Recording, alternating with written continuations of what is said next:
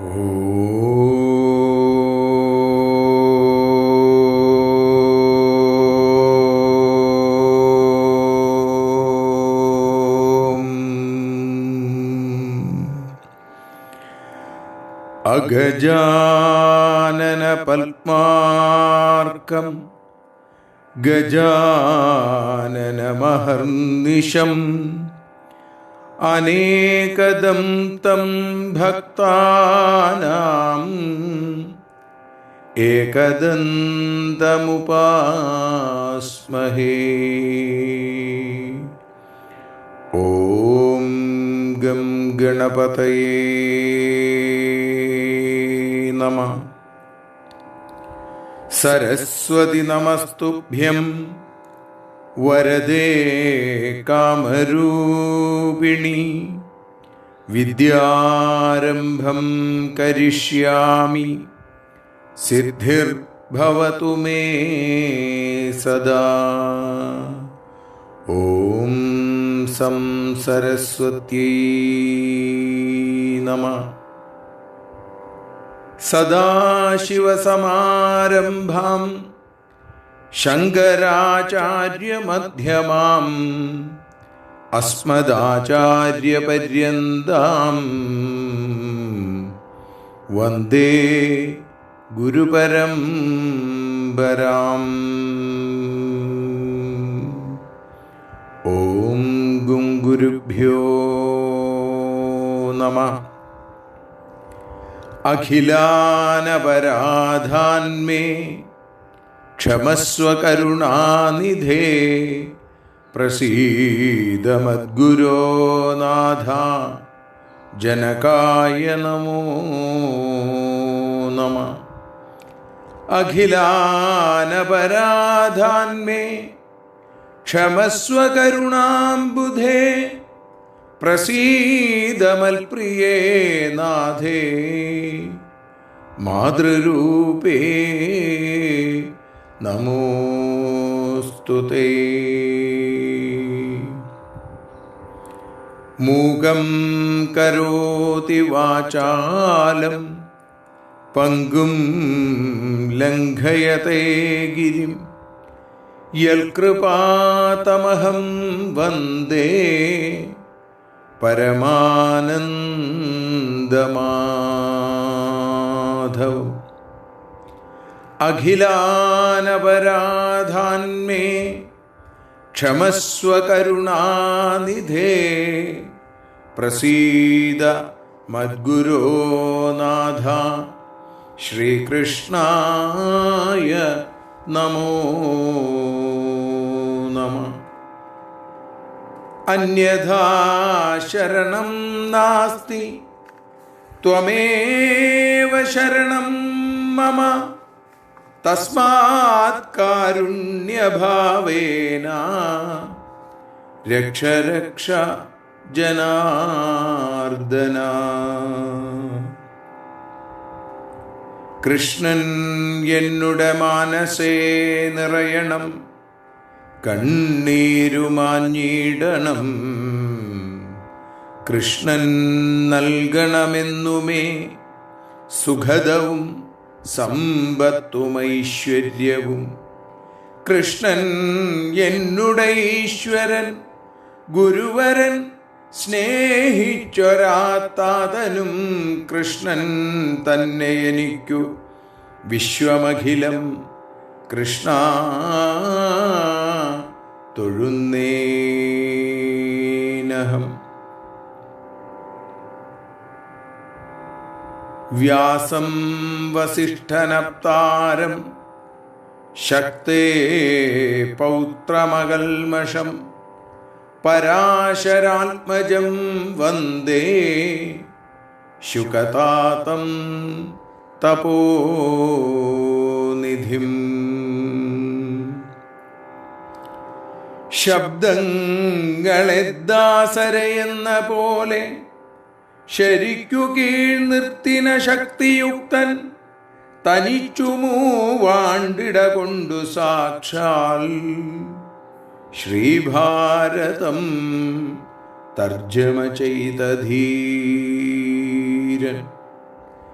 പീതാംബരം കരവിരാജിതശംഖചക്രകൗമോദഗീ സരസിജം കരുണാസമുദ്രം രാധാസഹായം അതിസുന്ദരമന്ദഹാസം വാതാലയേശമനിശം ഹൃദി ഭാവയാമി. ശ്രീ ഗുരുവായൂരപ്പാ ശരണം. സർവത്ര ഗോവിന്ദനാമ സങ്കീർത്തനം. ഗോവിന്ദ ഗോവിന്ദ.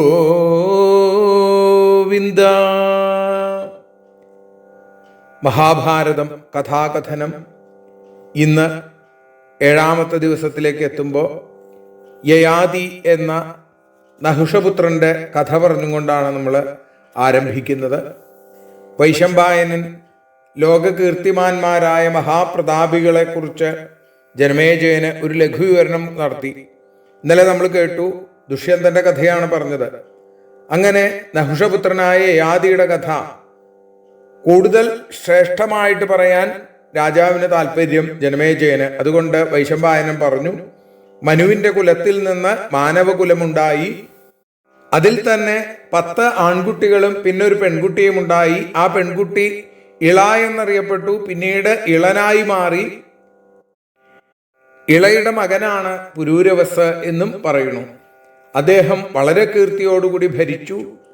അദ്ദേഹം ഒരിക്കൽ ബ്രാഹ്മണരുമായിട്ടൊരു തർക്കമുണ്ടായി എന്നും ആ ബ്രാഹ്മണരുടെ ദ്രവ്യങ്ങൾ പിടിച്ചെടുത്തു എന്നും ബ്രഹ്മലോകത്തു നിന്ന് വന്ന സനൽകുമാരൻ അദ്ദേഹത്തെ ഉപദേശിച്ചെങ്കിലും ചെവി കൊള്ളാതെ വന്നപ്പോ ആ സനൽകുമാരൻ അദ്ദേഹത്തെ ശപിച്ചു. മുനിശാപം കൊണ്ട് ആ രാജാവ് ലോഭമതങ്ങൾ വിട്ട് ബോധരഹിതനായി എന്നും ഉർവശീപ്രിയനായ രാജാവ് ഗന്ധർവലോകത്തു നിന്ന് 3 അഗ്നികളെ കൊണ്ടുവന്നു എന്നും പറഞ്ഞു. പുരൂരവസിന് ഉർവശിയിൽ 6 പുത്രന്മാരുണ്ടായി. അതിൽ തന്നെ ഒരു പുത്രനായ ആയുസ്സിന്റെ മക്കളാണ് നഹുഷൻ, വൃദ്ധശർമാവ്, അനേനസ്, ഗയൻ, രജി, സ്വർഭാനു. ഇതിൽ നഹുഷന്റെ പരാക്രമം വളരെ വിശേഷമാണ് എന്നും പറയുന്നു. അപ്പോ അദ്ദേഹം മഹർഷിമാരിൽ നിന്ന് പോലും കരം വാങ്ങാൻ കഴിഞ്ഞു. അദ്ദേഹത്തിന് ഇന്ദ്രപദവിയേറ്റ് ദേവന്മാരെ തന്റെ കാൽക്കീഴിലാക്കി ഋഷിമാരെ കൊണ്ട് തന്നെ ആ പല്ലക്കിലേറ്റി കൊണ്ടു നടക്കാൻ പോലും അദ്ദേഹത്തിന് കഴിഞ്ഞു. അങ്ങനെ ആ നഹുഷൻ പിന്നീട് അവിടെ നിന്ന് അധപ്പതിച്ച് ഭൂമിയിൽ വീഴുന്നതായിട്ടുള്ള കഥയൊക്കെ ഉണ്ട്. ഏതായാലും പിതാവിന്റെ ഇച്ഛയ്ക്കനുസരിച്ച് നഹുഷന്റെ മക്കള് യതി, യയാതി, സയ്യാതി തുടങ്ങിയവരാണ്. ഈ 6 പുത്രന്മാരിൽ മഹർഷിയായ യതി ബ്രഹ്മത്വം നേടി, പിന്നീട് യയാതി ചക്രവർത്തിയായി എന്നും പറഞ്ഞു. അദ്ദേഹം വേണ്ടതുപോലെ ഭൂമിയെ പരിപാലിച്ചു, ജനക്ഷേമകരമായി പ്രവർത്തിച്ചു. യയാതിക്ക് 2 ഭാര്യമാരുണ്ടായിരുന്നു, ദേവയാനിയും ശർമ്മിഷ്ഠയും. ഒരാൾ ശുക്രാചാര്യരുടെ മകള്, മറ്റത് അസുരരാജാവായ വൃഷഭർവാവിന്റെ മകള്. യയാതിക്ക് ദേവയാനിയിൽ യദുവും തുർവസുവും മക്കളായിട്ടുണ്ടായപ്പോ ശർമ്മിഷ്ഠയിൽ ദ്രുഹ്യു, അനു, പൂരു എന്നിങ്ങനെ 3 മക്കളുണ്ടായി. അനവധി ശതാബ്ദങ്ങൾ ആ രാജർഷി രാജ്യം ഭരിച്ചു എന്നും പിന്നീട് അദ്ദേഹം ഘോരമായ ജരാനരകളിൽപ്പെട്ടു. ജീവിത കാമം അദ്ദേഹത്തിന് തീരണില്ല.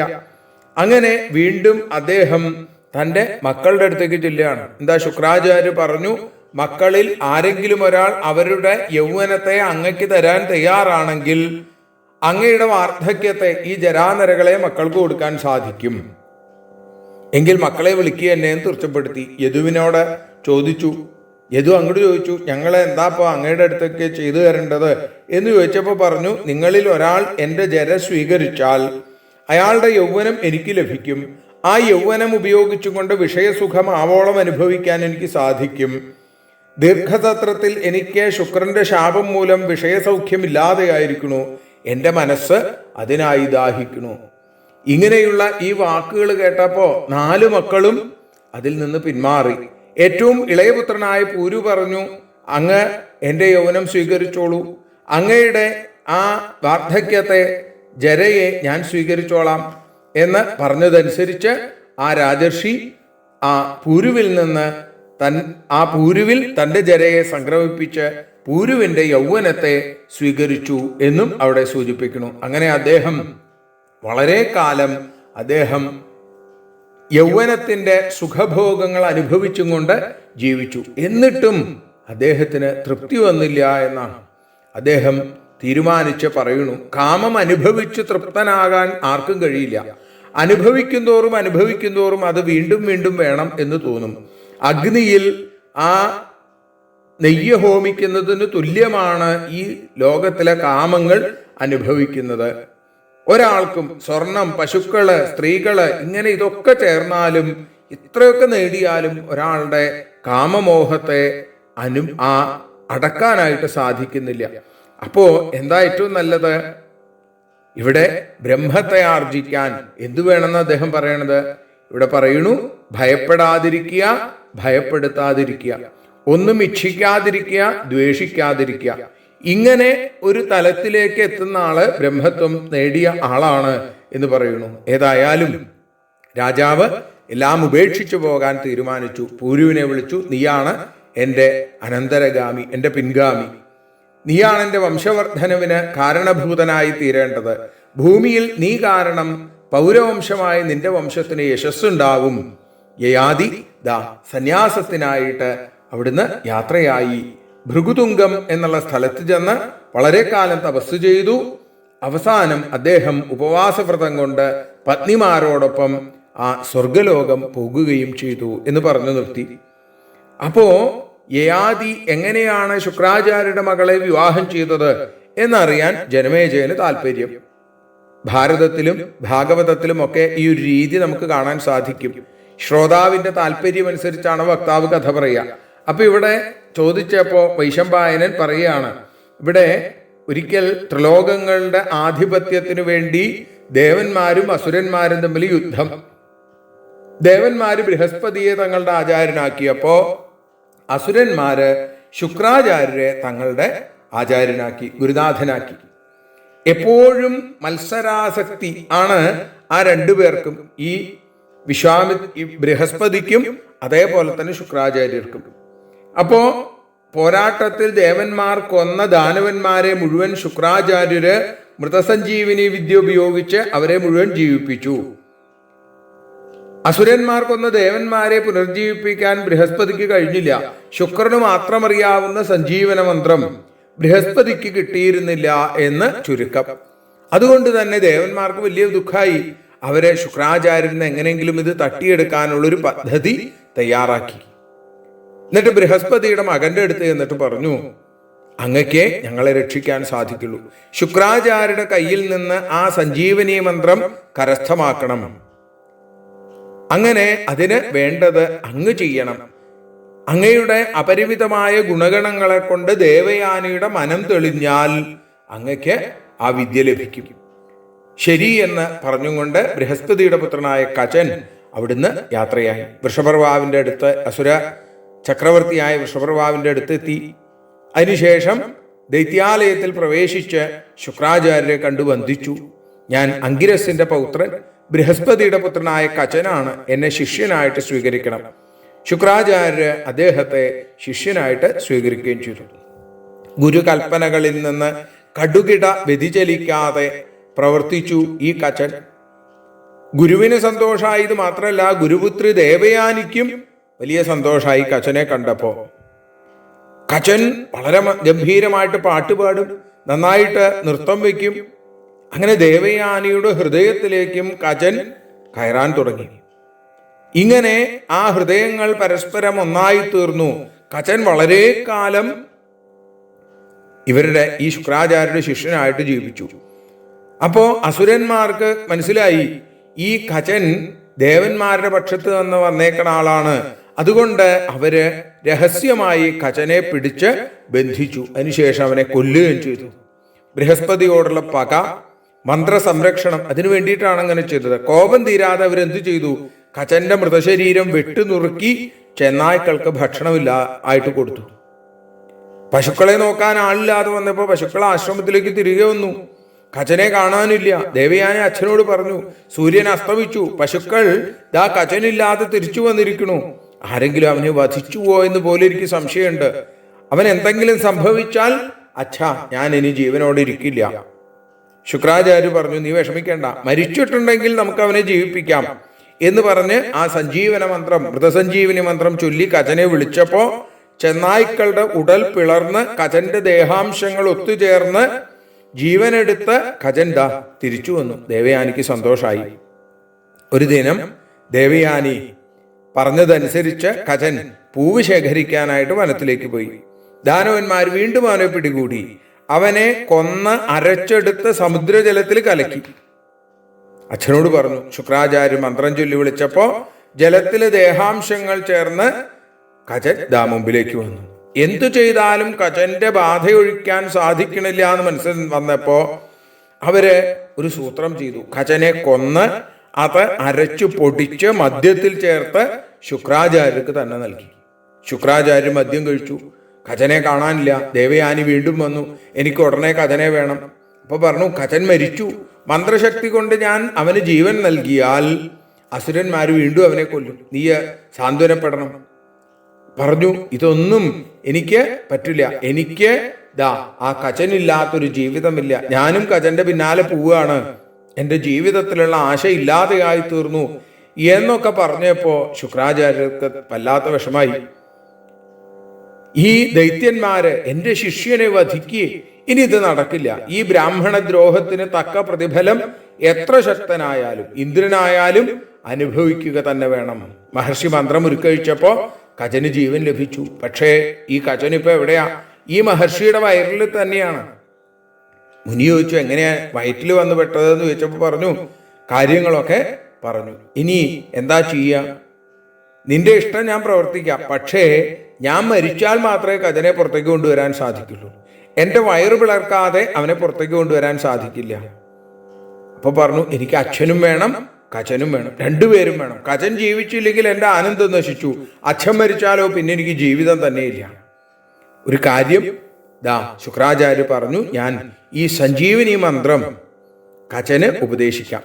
എൻ്റെ വയറ്റിൽ അകപ്പെട്ട ഒരുത്തനും ഇതുവരെ രക്ഷപ്പെട്ടിട്ടില്ല. ഇന്ദ്രന് പോലും പുനർജീവിക്കാൻ കഴിയില്ല. ഇനി ഈ മന്ത്രരഹസ്യം ഞാനിതാ ഈ കചന് ഉപദേശിക്കാം. കചൻ എന്നിൽ നിന്ന് വന്നു, എൻ്റെ പുത്രനായിട്ടിരിക്കുക. എൻ്റെ ദേഹത്ത് നിന്ന് നീ പുറത്തു വന്നതിനാൽ ഞാൻ നിന്റെ പിതാവായിട്ട് തീരണു എന്ന് പറഞ്ഞ് ആ മഹാവിസ്മയമായ ആ രഹസ്യ മന്ത്രവിദ്യ കചന് ഗുരു തൻ്റെ വയറിനകത്ത് വെച്ച് പറഞ്ഞു കൊടുത്തു. അത് വേണ്ട പോലെ ശ്രവിച്ച് പഠിച്ചു. ശുക്രാചാര്യര് വയറ് കീറി കചനെ പുറത്തേക്ക് വരുത്തി. കചൻ ആ ശുക്രാചാര്യൻ മരിച്ചു വീഴുകയും ചെയ്തു. കചൻ എന്ത് ചെയ്തു? മൃതസഞ്ജീവനി വിദ്യ കൊണ്ട് ഗുരുവിനെ ജീവിപ്പിച്ചു. ശുക്രാചാര്യോട് കചൻ പറഞ്ഞു, അങ്ങ് എന്നെ ചതിയനായി കരുതരുത്. അങ്ങ് എൻ്റെ അച്ഛനും അമ്മയും ഗുരുവും ഒക്കെ തന്നെയാണ്. സുരപാനത്തിന്റെ വഞ്ചനയിൽപ്പെട്ടുപോയ ശുക്രൻ അതിൻ്റെ നാശഫലങ്ങളെക്കുറിച്ച് ബോധവാനായി. താൻ മദ്യം കഴിച്ചതുകൊണ്ടാണ് ഇങ്ങനെ ഒരു പ്രശ്നം ഉണ്ടായത്. താൻ ബ്രാഹ്മണനാണ്, താൻ ചെയ്യരുതാത്തതായിരുന്നു, താൻ ചെയ്തു പോയി. അദ്ദേഹം അന്ന് പറഞ്ഞു, ഇന്നു മുതൽ മദ്യപാനം ചെയ്യുന്ന ബ്രഹ്മജ്ഞൻ ബ്രഹ്മഹത്യാ പാപമേറ്റ് നശിക്കട്ടെ എന്ന് ശപിച്ചു എന്നാണ്. ഏതായാലും അസുരന്മാരെ വിളിച്ചു ശുക്രാചാര്യർ, നിങ്ങള് സത്യത്തിൽ വിഡ്ഢികളാണ്. സഞ്ജീവനി മന്ത്രം സിദ്ധിച്ച അവൻ എന്നെപ്പോലെ ബ്രഹ്മകൽപ്പനായ യോഗിയാണ്. ഇനി അവനൊന്നും ചെയ്യാൻ സാധിക്കില്ല. വളരെ കാലം കചൻ ശുക്രാചാര്യരുടെ ശിഷ്യനായിട്ട് അവിടെ കഴിഞ്ഞു. അവസാനം സ്വർഗത്തിലേക്ക് പോകാനായിട്ട് ഗുരുവിനോട് അനുജ്ഞ വാങ്ങി പോകാനായിട്ട് പുറപ്പെടുന്നു. ദേവയാനി പറഞ്ഞു, അങ്ങ് ഇപ്പോ ഈ നിലയ്ക്ക് നിൽക്കുന്നുണ്ടെങ്കിൽ അതിന് കാരണം എനിക്ക് അങ്ങയോടുള്ള സ്നേഹമാണ്. അങ്ങയിൽ ഭക്തി നിറഞ്ഞ എന്നെ അങ്ങ് വിധിപ്രകാരം പാണിഗ്രഹണം ചെയ്യണം. കചൻ പറഞ്ഞു ദേവയാനിയോട്, നിന്റെ അച്ഛൻ എൻ്റെ ഗുരുവാണ്, ഗുരു എനിക്ക് പൂജ്യനാണ്, അതേപോലെ നീയും എനിക്ക് പൂജ്യയാണ്. ഗുരുപുത്രി എന്ന് പറഞ്ഞാൽ ഗുരുവിനെ പോലെ തന്നെയാണ്. അതുകൊണ്ട് മറ്റൊരു തരത്തിൽ ചിന്തിക്കാൻ പാടില്ല. അപ്പൊ പറഞ്ഞു, അസുരന്മാര് വീണ്ടും വീണ്ടും നിന്നെ നിഗ്രഹിച്ചപ്പോ അച്ഛൻ നിന്നെ ജീവിപ്പിച്ചത് എനിക്ക് വേണ്ടിയാണ്. സ്നേഹത്താലും പ്രണയത്താലും എൻ്റെ നിറഞ്ഞ മനസ്സ് നിനക്കറിയില്ലേ, എന്നെ നീ ത്യജിക്കരുത്. അപ്പൊ പറഞ്ഞു, നിന്നോട് ഞാൻ ചെയ്യാൻ പാടില്ലാത്ത കർമ്മത്തിനാണ് നീ എന്നോട് നിർബന്ധം പഠിപ്പിക്കുന്നത്. ശുക്രാചാര്യരുടെ മകൻ എന്നതുപോലെയാണ് ഞാനിപ്പോ. ശുക്രമഹർഷിയുടെ വയറ്റിൽ നിന്ന് വന്ന ഞാൻ നിനക്ക് സഹോദരനാണ്. നീ എന്നോട് ഇങ്ങനെ പറയരുത്. എനിക്ക് നിന്നോട് കൃതജ്ഞതയുണ്ട്.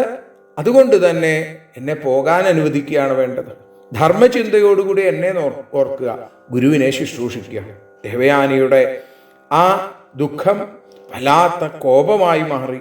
പറഞ്ഞു, ധർമ്മകാമാധ്യായ നീ എന്നെ ത്യജിച്ചാൽ നിനക്കിനി സിദ്ധിച്ച ഈ വിദ്യ ഒരിക്കലും ഫലിക്കില്ല. കചൻ പറഞ്ഞു, ഗുരുപുത്രി ആയതുകൊണ്ടും എന്നെ വിവാഹം ചെയ്യാൻ ഗുരു പറയാതിരുന്നത് കൊണ്ടുമാണ് എനിക്ക് ദേവിയെ സ്വീകരിക്കാൻ കഴിയാത്തത്, അല്ലാതെ മറ്റൊന്നും കൊണ്ടല്ല. ഇഷ്ടം പോലെ ശപിച്ചോളൂ, ഋഷിധർമ്മമാണ് ഞാൻ ചെയ്തത്. നിന്റെ ശാപം നിഷ്ഫലമായി കൂടുന്നില്ല. കാരണം എന്താ? ശാപം ധർമ്മത്തോടു കൂടിയുള്ളത് വേണം. അത് കാമം കൊണ്ടാവരുത്. കാമം കൊണ്ടായിക്കഴിഞ്ഞാലോ അത് നിഷ്ഫലമാവുക തന്നെ ചെയ്യും. ഒരു മുനികുമാരനും നിന്നെ വരിക്കുകയില്ല, ഒരു ബ്രാഹ്മണനും നിന്നെ വിവാഹം ചെയ്യില്ല. വിദ്യ ഫലിക്കുകയില്ലെന്ന് നീ പറഞ്ഞില്ലേ, അത് ശരിയല്ല. ഞാൻ പഠിപ്പിക്കുന്നവന് വിദ്യ ഫലിക്കും എന്ന് കചൻ പറഞ്ഞും കൊണ്ട് അവിടുന്ന് ദേവലോകത്തിലേക്ക് എത്തി. ഇന്ദ്രൻ വളരെ സന്തോഷപൂർവം കചനെ സ്വീകരിച്ചു എന്നും പറഞ്ഞു. സ്വർഗത്തിലെത്തിയ കചനിൽ നിന്നും ദേവന്മാര് വിദ്യാഭ്യസിച്ചു.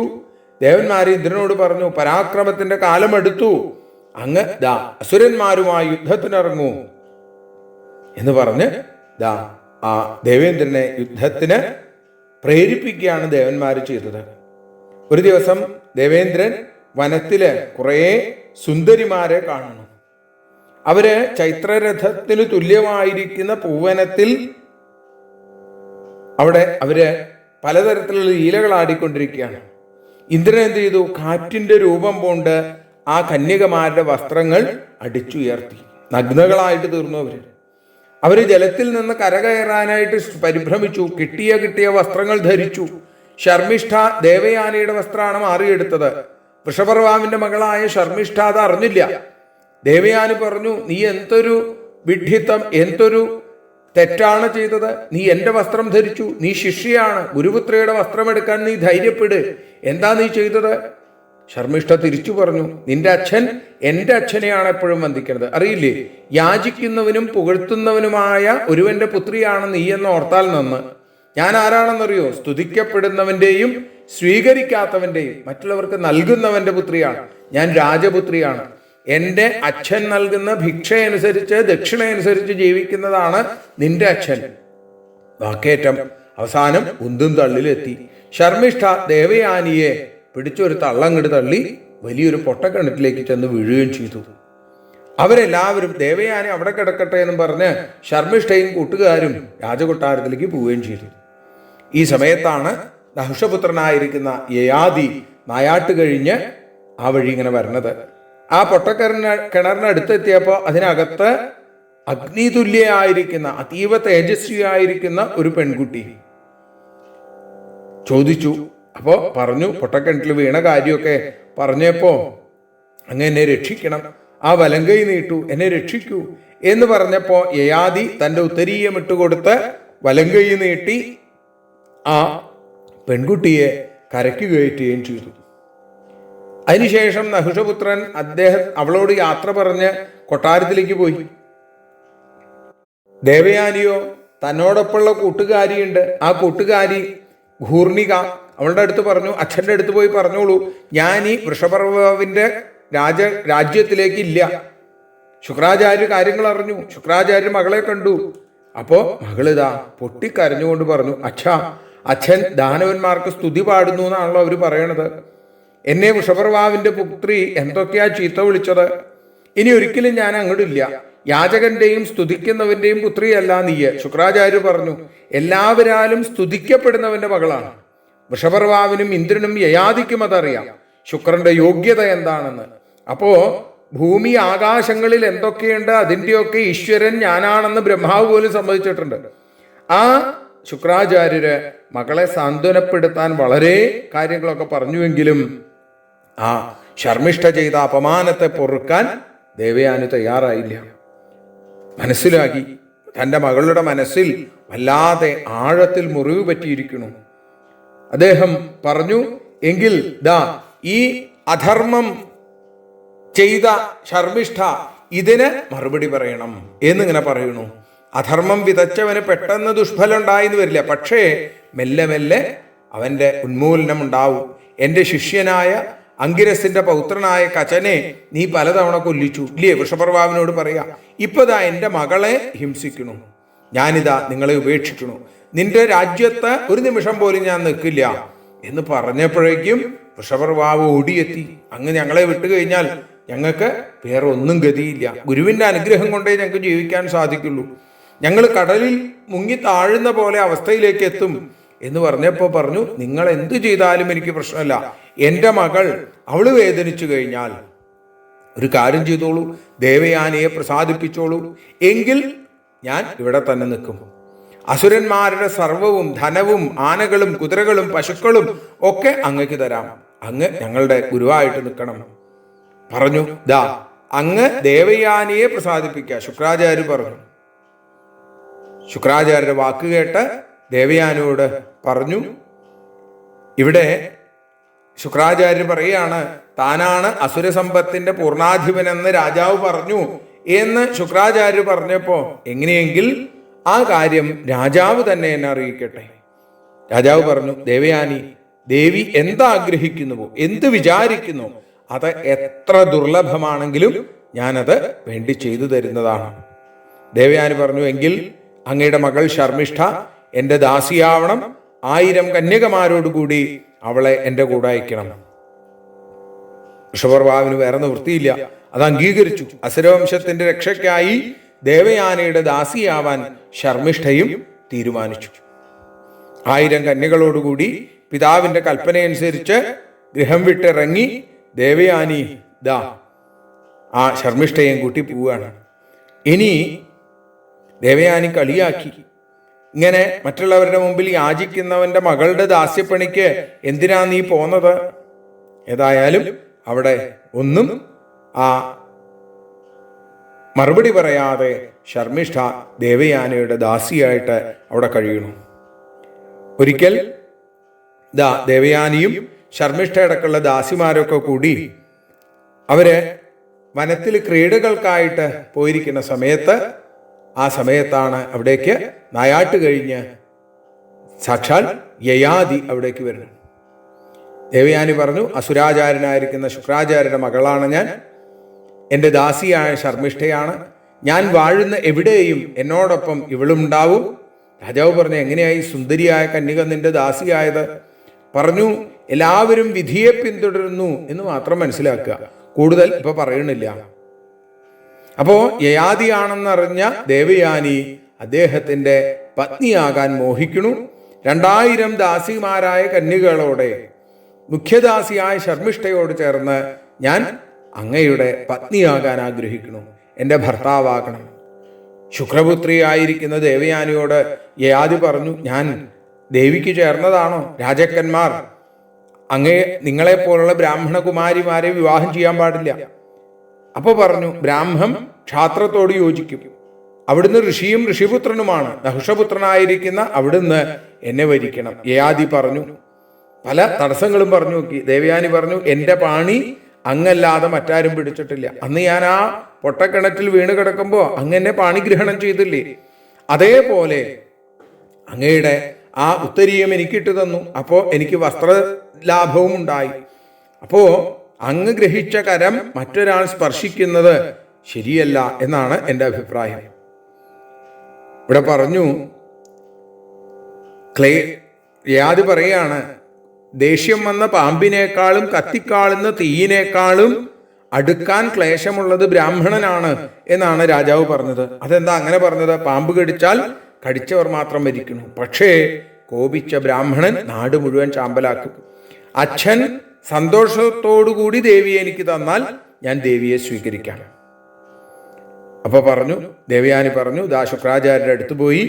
ഏതായാലും രാജാവ് കാക്കൽ വീണ് നമസ്കരിച്ചു. ദേവയാനി പറഞ്ഞു, ഇദ്ദേഹം എന്നെ കിണറ്റിൽ നിന്ന് കൈപിടിച്ച് കരകയറ്റിയ ആളാണ്, അദ്ദേഹത്തിന് എന്നെ നൽകണം. എൻ്റെ പ്രിയ മകൾ അങ്ങയെ ഭർത്താവായിട്ട് ആഗ്രഹിക്കണു, ഇവളെ കന്യാദാനമായിട്ട് അങ്ങക്ക് നൽകുകയും ചെയ്യുന്നു. കാരണം എൻ്റെ ശിഷ്യനായ കചന്റെ വാക്കുകളുണ്ട്, ബ്രാഹ്മണകുമാരന്മാര് ആരും വിവാഹം കഴിക്കില്ല എന്ന്. അതുകൊണ്ട് ഇവളെ ഞാൻ പ്രത്യേകമായിട്ട് അങ്ങക്ക് തന്നെ തരുന്നു.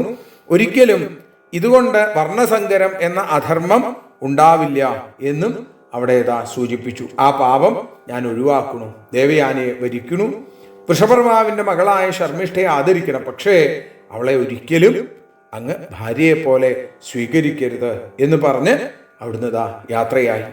യയാതിയുടെ ആ രാജകൊട്ടാരത്തിൽ ദേവയാനി എത്തിച്ചേർന്നു. ശർമ്മിഷ്ഠയ്ക്ക് ദേവയാനിയുടെ അനുമതി അനുസരിച്ച് അശോകവനത്തിൽ ഒരു മന്ദിരം നിർമ്മിച്ചു കൊടുത്തു. ദേവയാനി ഗർഭിണിയായി ഒരു കുമാരന് ജന്മം കൊടുത്തു. യയാതി മഹാരാജാവിനെ മനസാവരിച്ചും കൊണ്ട് അവിടെ ശർമ്മിഷ്ഠയും അവിടെ കഴിയണു. കുറച്ചു കഴിഞ്ഞപ്പോഴോ രാജാവിന് രഹസ്യമായിട്ട് സംഗമിക്കാൻ ആ ശർമ്മിഷ്ഠയ്ക്ക് സാധിച്ചു എന്നും അവിടെ പറയുന്നു. ശർമ്മിഷ്ഠ അദ്ദേഹത്തോട് പറഞ്ഞു, അങ്ങ് എൻ്റെ അവസ്ഥ മനസ്സിലാക്കണം, എൻ്റെ സ്വഭാവവും സൗന്ദര്യവും അങ്ങക്കറിയാലോ, അവിടുന്ന് എന്നിൽ പ്രസാദിക്കണം, ഞാൻ യാചിക്കുകയാണ്, അങ്ങ് എന്നെ സഫലയാക്കണം എന്നിങ്ങനെ സൂചിപ്പിച്ചപ്പോൾ പറഞ്ഞു, ദേവയാനിയെ വരിച്ചപ്പോൾ ശുക്രാചാര്യനെ വിലക്കിയത് നീ ഓർക്കണില്ലേ, നീയുമായിട്ട് എനിക്ക് ചേർച്ച ഉണ്ടാവാൻ പാടില്ല. ശർമ്മിഷ്ഠ അവിടെ പറഞ്ഞു, കളിവാക്ക്, സ്ത്രീജനങ്ങൾ, വിവാഹം, പ്രാണനാശം എല്ലാം നഷ്ടപ്പെടുന്ന സന്ദർഭം. സ്ത്രീഷു നർമ്മ വിവാഹേച വൃത്യർത്ഥേ പ്രാണസങ്കടേ ഗോബ്രാഹ്മണാർത്ഥേ ഹിംസായാം എന്നൊക്കെയാണ്. ഈ സന്ദർഭങ്ങളിലൊക്കെ വേണമെങ്കിൽ ഈ 5 ദിക്കുകളിൽ ഇല്ലാവചനം പറയുന്നത് പാപമല്ല. ഞാനും ദേവയാനിയും അങ്ങേ സ്നേഹിക്കുന്നു. ആ സ്നേഹത്തെ കണ്ടില്ലെന്ന് നടിച്ച് ദേവയാനി മാത്രമാണ് തൻ്റെ ഭാര്യ എന്ന് പറഞ്ഞാൽ അത് കളവാണ്. അങ്ങനെ പറയുന്ന കളവ് അങ്ങയുടെ പതനത്തിന് കാരണമാവും. പതിയും തോഴിയുടെ പതിയും തുല്യരല്ലേ? അപ്പോ വിവാഹവും തുല്യമാണ്. തോഴിയുടെ പതിയായ അങ്ങയോട് ഞാനൊരു വരം ചോദിക്കണം.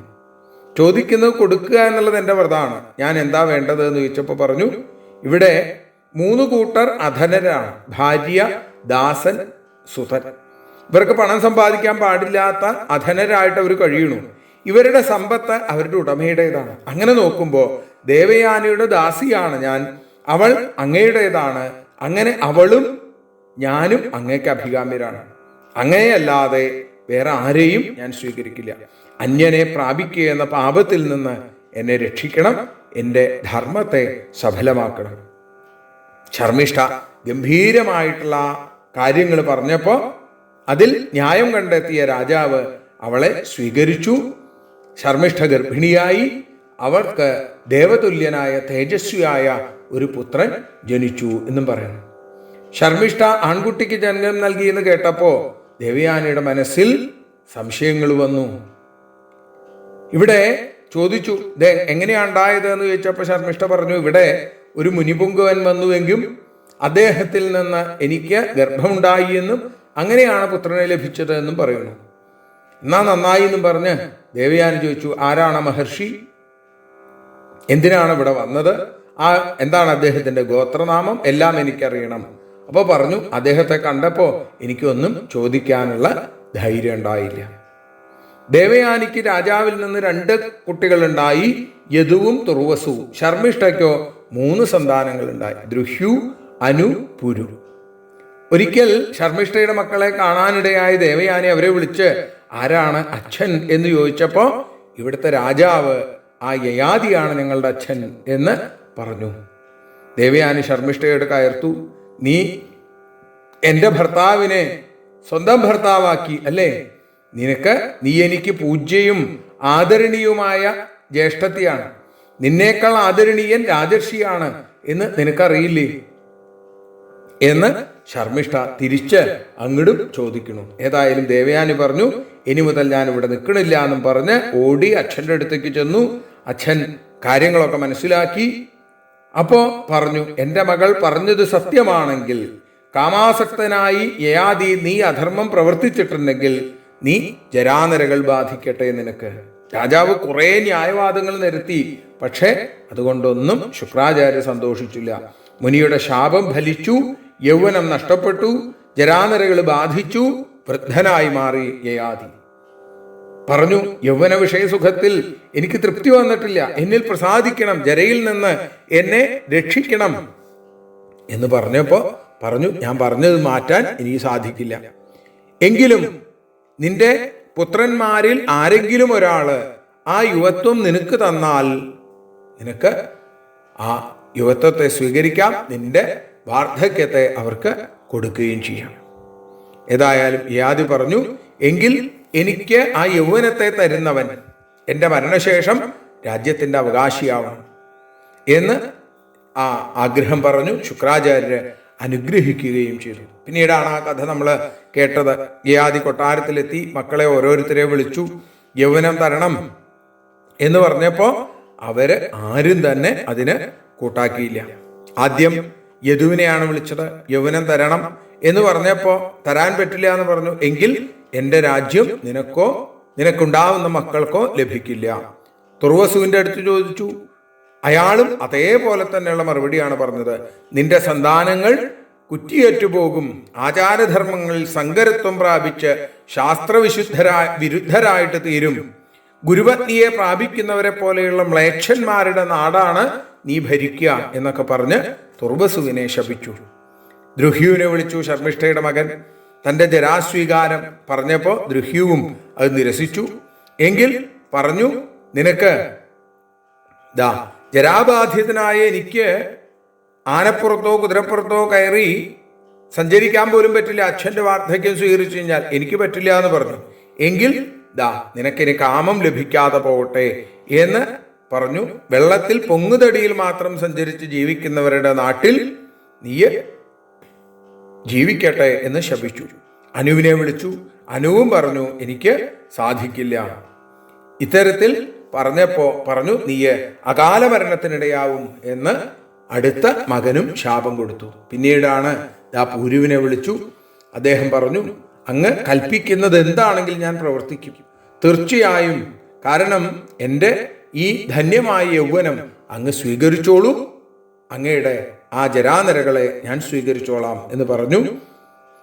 അതിനുശേഷം പുരുവിൽ നിന്ന് തൻ്റെ ആ വാർദ്ധക്യത്തെ പുരുവിലേക്ക് സംക്രമിപ്പിച്ച് പുരുവിൻ്റെ യൗവനത്തെ അദ്ദേഹം സ്വീകരിച്ചു.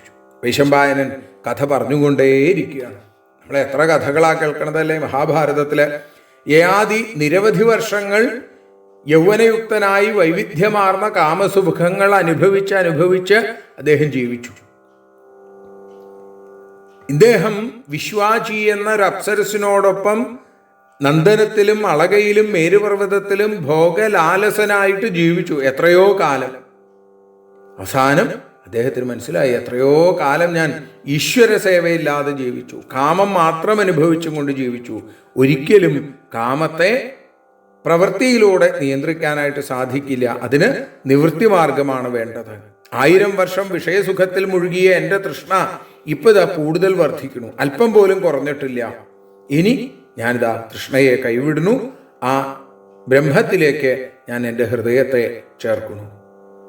എൻ്റെ യൗവനം, നീ എനിക്ക് തന്ന യൗവനം ഞാൻ തിരിച്ചു തരുന്നു, ഈ രാജ്യത്തെ നിനക്ക് തിരിച്ചു തരുന്നു, നിനക്ക് കിരീടവും ചെങ്കോലും ഒക്കെ ഉപയോഗിക്കാനുള്ള അനുഗ്രഹവും അനുവാദവും ഞാൻ തരുന്നു എന്ന് പറഞ്ഞ് പുരുവിന് രാജ്യത്തെയും യൗവനത്തെയും തിരിച്ചു കൊടുത്ത് അദ്ദേഹം യയാതി വാനപ്രസ്ഥത്തിനായിട്ട് പുറപ്പെട്ടു എന്നും അവിടെ സൂചിപ്പിച്ചു.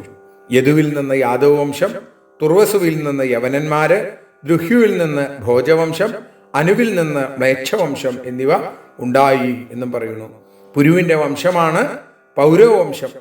അല്ലയോ ജനമേജയ മഹാരാജാവേ, അങ്ങ് പുരുവംശജനാണ്. സഹസ്ര സംവത്സരം ഭൂമി ഭരിക്കാൻ തക്ക യോഗ്യതയുള്ള ചിതേന്ദ്രിയനാണ് അങ്ങ് എന്ന് വൈശമ്പായനൻ പറഞ്ഞു നിർത്തി. അതിനുശേഷം വൈശമ്പായനൻ ജനമേജയനോട് തുടർന്നു പറഞ്ഞു, വാനപ്രസ്ഥം സ്വീകരിച്ച് വനത്തിലെത്തിയ യയാതി നിരവധി വർഷങ്ങൾ ഭഗവത് സേവനം ചെയ്തുകൊണ്ട് തപസ് അനുഷ്ഠിച്ചു. എത്ര കാലാണെന്ന് പറഞ്ഞാൽ തീരില്ല.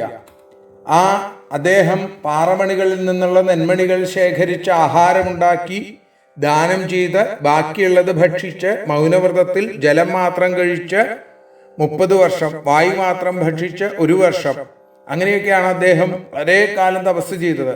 പിന്നെ പഞ്ചാഗ്നി മധ്യത്തിൽ നിന്ന് 1 വർഷം, ഒറ്റക്കാലിൽ നിന്ന് വായു മാത്രം ഭക്ഷിച്ചും കൊണ്ട് 6 മാസം യയാതി സ്വർഗത്തിലേക്ക് എത്തി. ദേവേന്ദ്രൻ അദ്ദേഹത്തെ സ്വീകരിച്ചു. എന്നിട്ട് ചോദിച്ചു, വളരെ കാര്യങ്ങൾ ചോദിച്ചു. അവസാനം ഇന്ദ്രൻ ചോദിച്ചു, അങ്ങ് കർമ്മങ്ങൾക്ക് ശേഷം കൊട്ടാരം വെടിഞ്ഞ് വാനപ്രസ്ഥം സ്വീകരിച്ചു. ഒരു കാര്യം ചോദിക്കട്ടെ, തപസ്സുകൊണ്ട് അങ്ങ് ആർക്ക് തുല്യനാണ്? എനിക്കറിയാൻ താല്പര്യമുണ്ട്. യയാതി പറഞ്ഞു, ദേവന്മാര്, മനുഷ്യര്, ഗന്ധർവന്മാര്, മഹർഷിമാര്, ഇങ്ങനെ ആരും തന്നെ തപസ്സിൽ എന്നോട് തുല്യരായിട്ടില്ല. സ്വർഗത്തിലിരുന്ന് ഇങ്ങനെ അഹങ്കാരം പറഞ്ഞപ്പോ ദേവേന്ദ്രൻ പറഞ്ഞു, സമന്മാരുടെയും തനിക്ക് മുകളിലുള്ളവരുടെയും താഴെയുള്ളവരുടെയും യോഗ്യത ആലോചിക്കാതെ സ്വയം അഹങ്കരിച്ച് അങ്ങ് അവരെ മുഴുവൻ നിന്ദിച്ചു. അതുകൊണ്ട് എന്തായി? സ്വർഗവാസം നിനക്ക് ഇനി സാധിക്കില്ല. മൃഗജാതികളെ പോലും താഴ്ന്നവരെന്ന് പറഞ്ഞ് അപമാനിക്കാൻ പാടില്ല. സർവപുണ്യങ്ങളും നശിച്ച പുണ്യരഹിതനായി മാറിയ അങ്ങ് സ്വർഗത്തിൽ നിന്നതാ നിപതിക്കുകയാണ്, താഴേക്ക് പോവുകയാണ്. രാജാവ് ദേവേന്ദ്രനോട് പറഞ്ഞു, എൻ്റെ പുണ്യം തീർന്നുവെങ്കിൽ, സ്വർഗഭ്രഷ്ട ഭവിച്ച് ഞാൻ താഴേക്ക് പോവുകയാണെങ്കിൽ ഞാൻ സജ്ജനങ്ങളുടെ മധ്യത്തിൽ വീഴണം എന്ന് എനിക്കൊരാഗ്രഹമുണ്ട്. ഇന്ദ്രൻ പറഞ്ഞു, ശരി, അങ്ങക്ക് ഔന്നത്യമുണ്ടാവും. എങ്ങനെയാ? സമന്മാരെയും ഉന്നതന്മാരെയും അവഹേളിക്കാതെ, ആരെയും അവഹേളിക്കാതെ അങ്ങ് ജീവിച്ചാൽ ഇപ്പോ അങ്ങ് പുണ്യവാന്മാരുടെ മധ്യത്തിൽ ചെന്ന് വീഴും എന്ന് പറഞ്ഞു. അങ്ങനെ യയാതി സ്വർഗത്തിൽ നിന്ന് ഭൂമിയിലേക്ക് വീഴുമ്പോ ധർമ്മരക്ഷയ്ക്കായി ആ രാജർഷി അഷ്ടകൻ അദ്ദേഹത്തെ കാണുന്നു. അഷ്ടകൻ യയാതിയോട് ചോദിച്ചു, എന്താ അങ്ങിങ്ങനെ വീഴാൻ കാരണം എന്ന് ചോദിച്ചപ്പോൾ യയാതി പറഞ്ഞു, ഞാൻ അല്പം അഹങ്കരിച്ചു. അഹങ്കാരം സ്വർഗത്തിൽ നിന്ന് എന്നെ ഭ്രഷ്ടനാക്കി. അവർ തമ്മിൽ ജീവിതാർത്ഥങ്ങളെക്കുറിച്ച്, ജീവിത യാഥാർത്ഥ്യങ്ങളെക്കുറിച്ച് അതിഗംഭീരമായിട്ടുള്ള സംവാദം നടന്നു എന്നാണ്. വിവിധ ജീവിത വിഷയങ്ങളിൽ അഷ്ടകനുണ്ടായിരുന്ന സംശയങ്ങളെ മുഴുവൻ, ശങ്കകളെ മുഴുവൻ യയാതി തൻ്റെ അനുഭവത്തിൻ്റെ തീച്ചൂളയിൽ നിന്നറിഞ്ഞ തത്വങ്ങൾ കൊണ്ട് അതിനെ മുഴുവൻ ഖണ്ഡിച്ചു. അതാണ് അല്ലെ അനുഭവം ഗുരു, എനിക്കത് അനുഭവമാണെന്നാണ്. അപ്പൊ യയാതിയുടെ ജ്ഞാനത്തിന്റെ ആ സൂര്യ തേജസ് കണ്ട് അഷ്ടകൻ അത്ഭുതപ്പെട്ടു പോയി എന്നാണ്. അവർ തമ്മിലുള്ള ഈ സംവാദം നടക്കുമ്പോഴും അദ്ദേഹം താഴേക്ക് താഴേക്ക് താഴേക്ക് പതിച്ചുകൊണ്ടിരിക്കുകയാണ്. അപ്പോൾ അഷ്ടകൻ പറഞ്ഞു, ആ രാജർഷി പറഞ്ഞു, അങ്ങയ്ക്ക് ആ തൻ്റെ ലോകങ്ങൾ, തനിക്കുള്ള ലോകങ്ങൾ മുഴുവൻ യയാതിക്ക് ദാനം ചെയ്യുക, ആ പുണ്യലോകങ്ങൾ സ്വീകരിച്ച് അധപ്പതനത്തിൽ നിന്ന് രക്ഷ നേടണം എന്ന് പറഞ്ഞപ്പോൾ യയാതി പറഞ്ഞു, ഒരു പുരുഷൻ തനിക്ക് പോന്നവന്റെ കയ്യിൽ നിന്ന് സുഹൃതം മോഹിക്കാൻ പാടില്ല.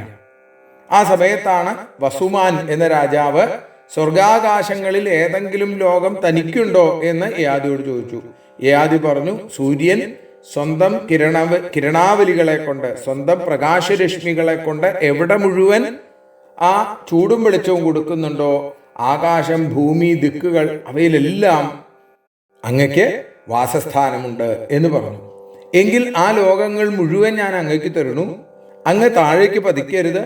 ഇനി പ്രതിഗ്രഹം വാങ്ങുന്നത് തെറ്റാണ് എന്ന് അങ്ങ് കരുതുന്നുണ്ടെങ്കിൽ എന്തെങ്കിലും കുറച്ച് പുൽക്കൊടികൾ അതിന് പകരമായിട്ട് എനിക്ക് തന്നോളൂ. അപ്പൊ ഒരു കച്ചവടമായില്ലോ. അപ്പൊ യാതി പറഞ്ഞു, കപടകർമ്മങ്ങൾ ഞാൻ അംഗീകരിക്കുകയില്ല, എനിക്ക് സ്വീകാര്യമല്ല. വ്യാജ വ്യാപാരം പാപമാണ്, അതിനെക്കുറിച്ച് എനിക്ക് ചിന്തിക്കാൻ പോലും പറ്റില്ല. എങ്കിൽ ഞാൻ എൻ്റെ പുണ്യങ്ങൾ മുഴുവൻ അങ്ങക്ക് തരണു, എനിക്കുള്ളത് മുഴുവൻ അങ്ങ് സ്വീകരിച്ചോളൂ. ഫലം ഉണ്ടായില്ല, യാതി സമ്മതിച്ചില്ല. അപ്പോഴാണ് ഉശീനരന്റെ പുത്രനായ ശിവി രാജാവ് അദ്ദേഹം ചോദിച്ചു, എനിക്ക് ആകാശ സ്വർഗങ്ങളിൽ ലോകങ്ങളുണ്ടോ? യാതി പറഞ്ഞു, അങ്ങ് തന്നെ തേടി വരുന്ന ശരണാർത്ഥികൾക്ക് മനസ്സുകൊണ്ടോ വാക്കുകൊണ്ടോ ശരണം പ്രാപിക്കുന്ന ആളുകള് അവരെ നിരാശപ്പെടുത്താതെ ദാനശീലം കൊണ്ട് മഹാനായ അവിടുത്തേക്ക് എത്ര ലോകങ്ങളാ ആ വിണ്ണിലുള്ളത്, കാത്തിങ്ങനെ ഇരിക്കുകയാണ്. അപ്പൊ ശിബി പറഞ്ഞു, എന്നാൽ എൻ്റെ ലോകങ്ങളെ ഞാൻ അങ്ങേക്ക് തരുന്നു, അത് സ്വീകരിച്ചോളൂ എന്ന് പറഞ്ഞപ്പോ അദ്ദേഹം പറഞ്ഞു, സാധിക്കില്ല. കാരണം നിങ്ങളിൽ നിന്ന് ദാനം കിട്ടുന്ന ലോകത്തിൽ പൊറുക്കാൻ എനിക്ക് താല്പര്യമില്ല. അതുകൊണ്ട് അങ്ങയുടെ ദാനം സ്വീകരിക്കാനും എനിക്ക് സാധ്യമല്ല. അപ്പൊ പറഞ്ഞു, എല്ലാവരുടെയും പുണ്യലോകങ്ങൾ അങ്ങേക്ക് തരാം, വേണ്ട എന്നാണ് പറഞ്ഞത്.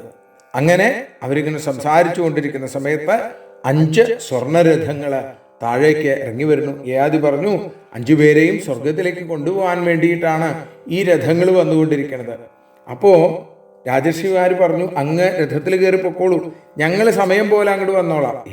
അല്ലല്ല, നമുക്ക് എല്ലാവർക്കും പോകാൻ വേണ്ടിയിട്ട് അയച്ചിട്ടുള്ളതാണ് എന്ന് അവിടെ സൂചിപ്പിക്കണം. എന്നാൽ ആദ്യം ആ സ്വർഗലോകം പൂകിയത് ശിബി മഹാരാജാവിന്റെ രഥമാണ് എന്ന് പറയുന്നു. അഷ്ടകന് സംശയമായി, എന്താ അതിന് കാരണം എന്ന് ചോദിച്ചപ്പോൾ അതിനും യയാതി മറുപടി പറഞ്ഞു, തനിക്കുള്ളത് മുഴുവൻ ദാനം ചെയ്ത മഹാരാജാവാണ് ശിബി. നമ്മളെക്കാൾ എത്രയോ ഉന്നതനാണ് ശിബി. അപ്പൊ നമുക്ക് പിതൃയാനം ലഭിച്ചപ്പോ അദ്ദേഹത്തിന് ലഭിച്ചത് ദേവയാനമാണ്. ക്രൂരതയുടെ കണിക പോലുമില്ല അദ്ദേഹത്തിന്റെ ജീവിതത്തിൽ. ആ ഹൃദയത്തിൽ ദാനം, തപസ്, സത്യം, ധർമ്മം, ക്ഷമ, സഹനം അതൊക്കെയാണ് അദ്ദേഹത്തിൽ നിറഞ്ഞു നിന്നിരുന്നത്. അതുകൊണ്ടാണ് അദ്ദേഹത്തിന് ദേവയാനം ലഭിച്ചത് എന്നും അവിടെ സൂചിപ്പിച്ചു. അങ്ങനെ ആ യയാതി മഹാരാജാവിന് സ്വർഗത്തിൽ നിന്നുള്ള പതനത്തിൽ നിന്നും രക്ഷപ്പെട്ട് വീണ്ടും സ്വർഗത്തിലേക്ക് എത്തിച്ചേരാനായിട്ട് സാധിച്ചു. വൈശമ്പായനൻ യയാതിയുടെ കഥ അവിടെ പൂർത്തീകരിക്കുകയാണ്. അപ്പൊ ജനമേജയൻ പൂരുവംശത്തെ കുറിച്ച് അറിയാൻ താല്പര്യം പ്രകടിപ്പിച്ചപ്പോ ആ പൂരുവംശാവലി ഒന്നങ്ങനെ പറഞ്ഞു. അങ്ങനെയാണ് മഹാഭിഷേകന്റെ കഥ അവിടെ സൂചിപ്പിക്കുന്നത്. മഹാഭിഷോപാഖ്യാനം എന്നുള്ള ഭാഗമാണ് നമുക്ക് നാളെ കേൾക്കാനുള്ളത്. അതിലാണ് ശന്തനുവിന്റെ കഥ, ഭീഷ്മരുടെ ആ ജന്മം തുടങ്ങിയ ഭാഗങ്ങളൊക്കെ നമുക്ക് നാളെ അനുസ്മരിക്കാൻ സാധിക്കട്ടെ എന്ന് പ്രാർത്ഥിച്ചുകൊണ്ട് ഇപ്പോൾ ഈ അക്ഷരപ്പൂക്കളെ ഭഗവാന്റെ പൊന്നുഗുരുവായൂരപ്പന്റെ പാദങ്ങളിൽ സമർപ്പിക്കുന്നു. ഹരി ഓം. യദക്ഷരപദഭ്രഷ്ടം മാത്രാഹീനം തു യദ്ഭവേൽ തത്സർവം ക്ഷമ്യതാം ദേവ നാരായണ നമോസ്തുതേ. വിസർഗബിന്ദുമാത്രാണി പദപാദാക്ഷരാണി ച ന്യൂനാനി ചാതിരിക്താനി ക്ഷമസ്വ പുരുഷോത്തമ. മന്ത്രഹീനം ക്രിയാഹീനം ഭക്തിഹീനം ജനാർദ്ദന യൽപൂജിതം മയാ ദേവ പരിപൂർണം തദസ്തു തേ. കായേന വാചാ മനസേന്ദ്രിയർവാ ബുദ്ധ്യാത്മനാ വാ പ്രകൃതേ സ്വഭാവാൽ കരോമി യദ്യൽ സകലം പരസ്മൈ നാരായണായേതി സമർപ്പയാമി. സ്വസ്തി പ്രജാഭ്യഃ പരിപാലയന്താം ന്യായേന മാർഗേണ മഹിം മഹീഷ. ഗോബ്രാഹ്മണേഭ്യഃ ശുഭമസ്തു നിത്യം. ലോകാഃ സമസ്താഃ സുഖിനോ ഭവന്തു. ലോകാഃ സമസ്താഃ സുജനാ ഭവന്തു. ലോകാഃ ഭവദ്ഭക്തിരതാ ഭവന്തു. സർവേ ഭവന്തു സുഖിനഃ. സർവേ സന്തു നിരാമയാ. സർവേ ഭദ്രാണി പശ്യന്തു. മാ കശ്ചിൽ ദുഃഖഭാഗ് ഭവേൽ. അസതോ മാ സദ്ഗമയ തമസോ മാ ജ്യോതിർഗമയ മൃത്യോർമാ അമൃതം ഗമയ. ഓം ശാന്തി ശാന്തി ശാന്തി.